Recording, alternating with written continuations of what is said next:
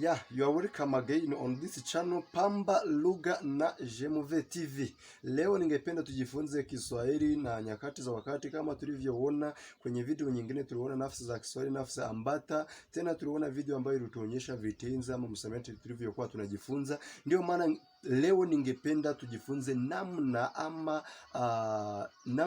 mbinu tunazotumia ili tuanze kusema lugha ya Kiswahili tukitumia nyakati za wakati. Nuko ngukoro dutangiye uyu munsi tugiye kwiga nyakati za wakati cyangwa se ibihe bikuru by'inshinga. Nkuko muri kubona hara hejuru ndetse ngo gifunze Kiswahili. Iga Igiswahili iraje mu mukira muri bona buri somo ko tugiye kuryiga gifunze Kiswahili. Iga Igiswahili leo tugiye kwiga rero icyo bita nyakati za wakati, ibihe bikuru by'inshinga. Nkuko murimo kubibona hangaha, nyakati za wakati ni ibihe bikuru by'inshinga. Turibuza gutangira ku cyo bita wakati uliopo, igihe turimo cyangwa se igihe turimo kandi kigize gute kinagikomeje.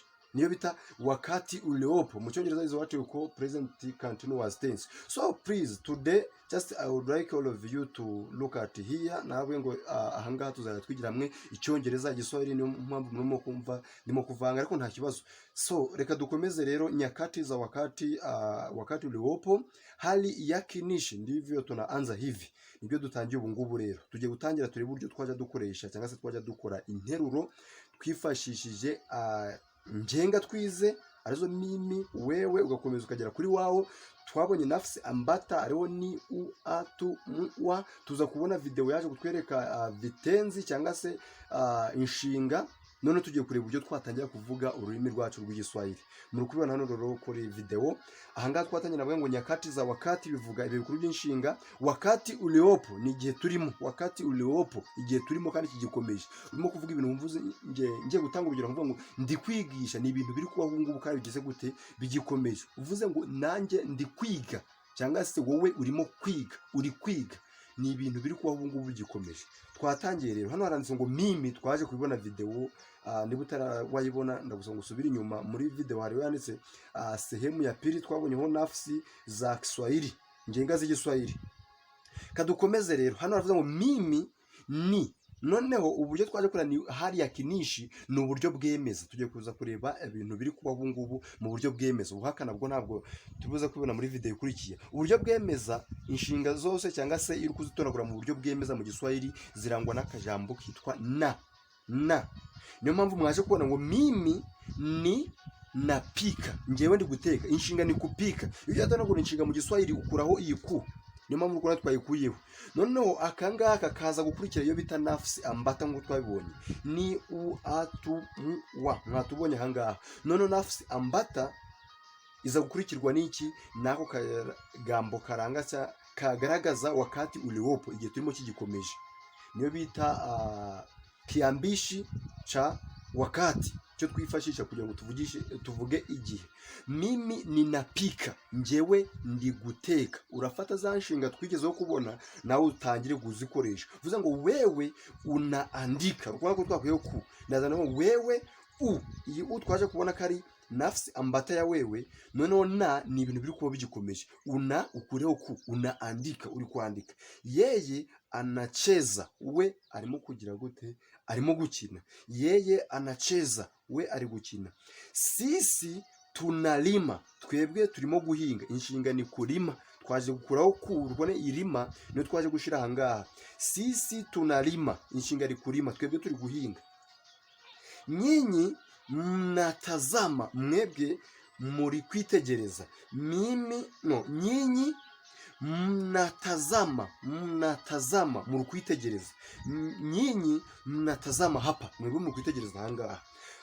Za nshinga zose twaje kureba muri video y'ubushize, twaje kurebamo iyo bita vitenzi cyangwa se twaje kureba amagambo masha, arizo twabonye n'imisamiati, tuzakuramo inshinga z'Igiswahili. Ubwo rero ni nazo ukoresha mu kugira gute? Mu guhanga ibintu cyangwa se mu guhanga interuro ziri mu gihe kigikomeje.